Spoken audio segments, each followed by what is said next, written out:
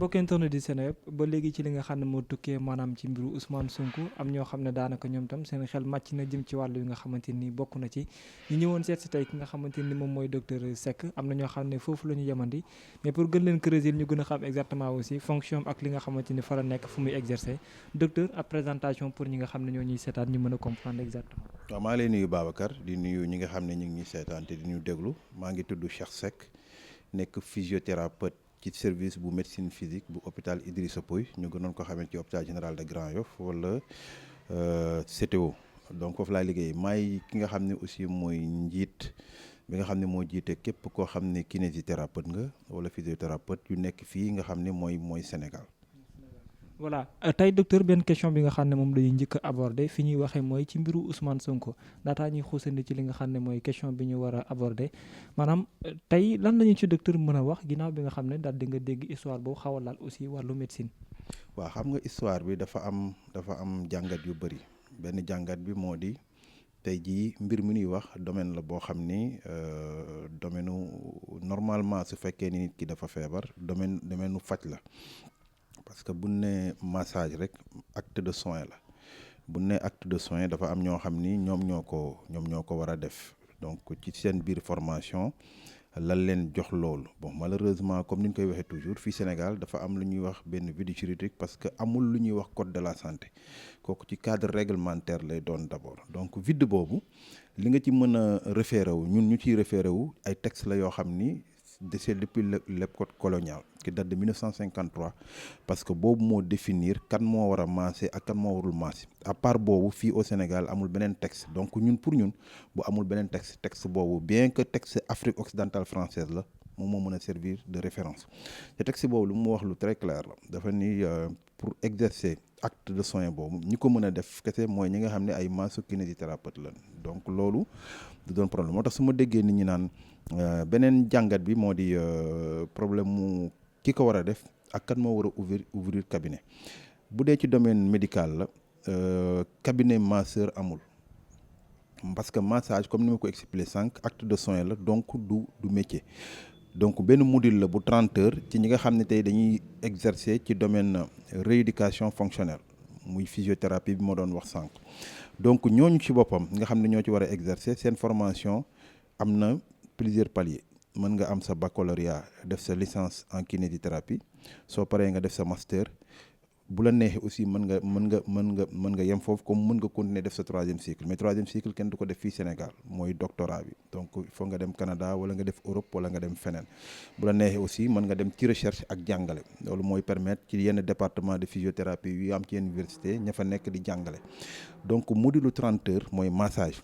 weesuwul 30 heures donc 30 heures mënoo ci am diplôme xam nga parce que amul benn diplôme boo xam ne ci 30 heures lan la koy jox donc ku la ni am na ci diplôme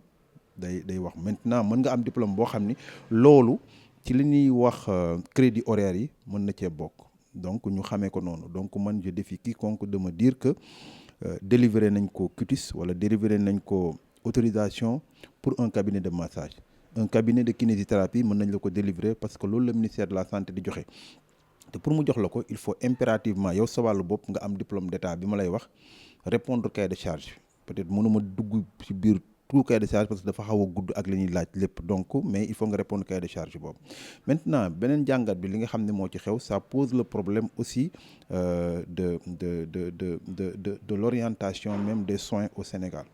xam nga c'est vrai on est dans un pays boo xam ne ku nekk am nga liberté man mi tey jii su ma amoon malade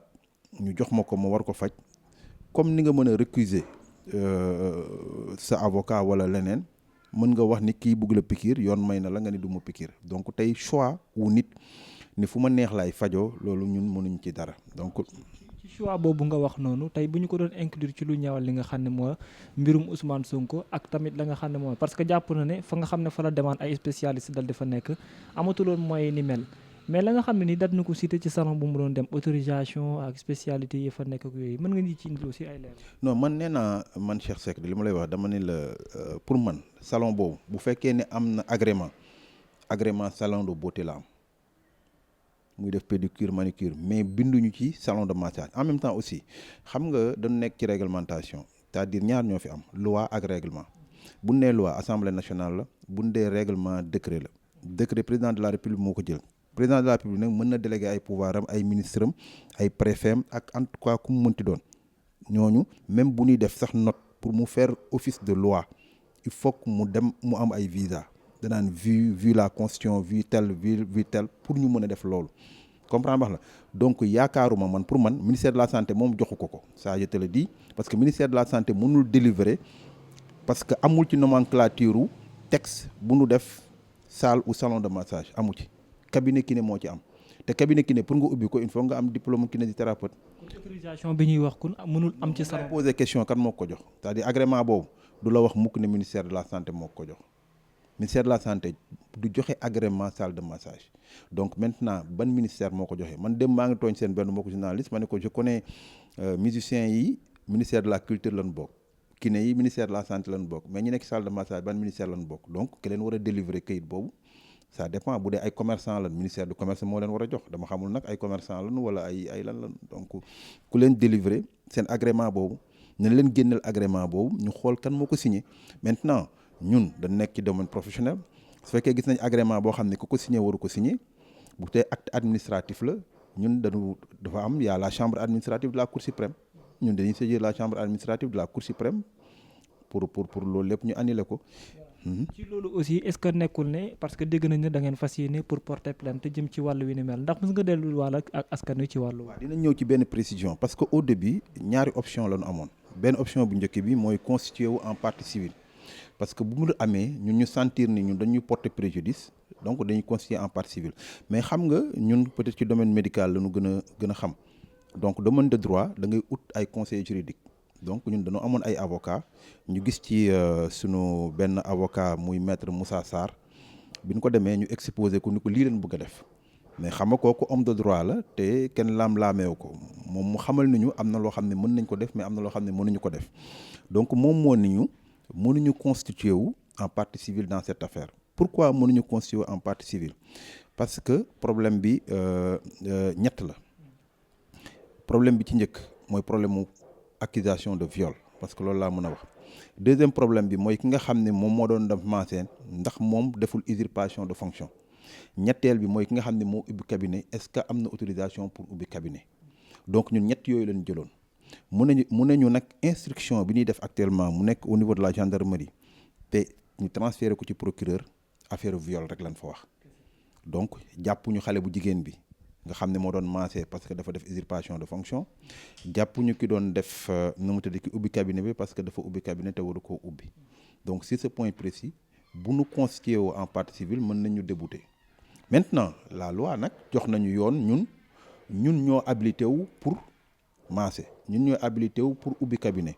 donc bu amee kenn ko def ñun am nañ sañ-sañ porter ñooñu plainte donc ci deuxième phase boobu génnuñu ci mais dafa am loo xam ne bu xewee. donc ça veut dire que ni plainte bi kon dootu leen déposer plainte bi ci turu ki nga xamante ni moom moo ibbi cabinet bi. non léegi plainte bi du doon plainte xam nga dañuy bañ personnifier xam nga nit ku nekk aussi da ngay am conseiller par yenn saa yi mbir dina am nga plainte parce que lii du tey lañ ko yàgg parce que yàgg nañ poursuivre ay nit ñoo xam ni dañuy def usurpation de fonction mais tey jii boo plainté directement la personne dañ naan xëj na da nga am koy faral wala da ngay prendre parti loolu la ñuy bañ ñu taqal ñu ko ñun du sem doy professionnel gens intéressé wuñu pôle intéressé wuñu on protège notre profession donc moo tax ñun dañ ni bu ñuy plainte képp koo xam ni du moom kese ubbi nga salon boo xam ne tegulu ci yoon ñun dinañ la yóbbu ci yoon ñaareel bi képp koo xam ne gis nañ la ngay exercer waxuñu la rek ñiy maase parce que am na yeneen yu nit ñi def di dem ci kër yi di def ay rééducation di jël ay AVC di jël ay yeneen te waruñu ko def te parce que ils ne sont pas été formés kuñ ci jàpp aussi ñun dinañ la poursuivre en justice donc si ce point précis ñun changé wuñu fa nu nekkoon la ñu nekk ba tey ci ñi nga xam ne ñu ngi def loolu maintenant on est dans un cadre administratif dafa am ce qu'on appelle une procédure administrative d'abord parce que bëgguñu brûler étape cette procédure administrative mooy di lan mooy tey jii ministère de la santé ñoom dong ñoo am sañ-sañ ubbi cabinet jox nit autorisation mu ubbi cabinet même boo ubbee cabinet ñoom ñoo am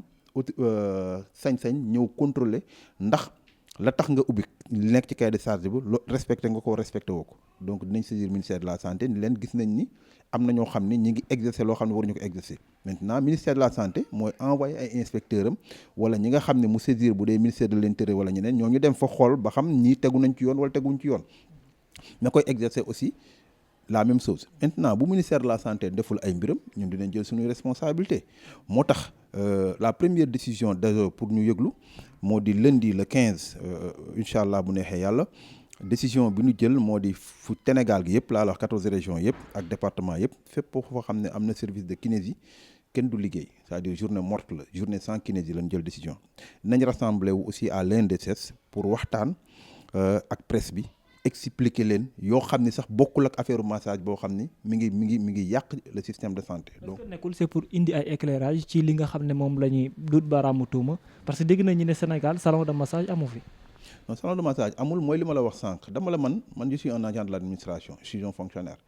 donc man li ma jàngal administration mooy loo xam ni këyit moo ko tànk xam nga sànq dama ne la loi ak règlement man lu informel wala loo xam ni këyit tënk ko mënu ma ko jox crédibilité.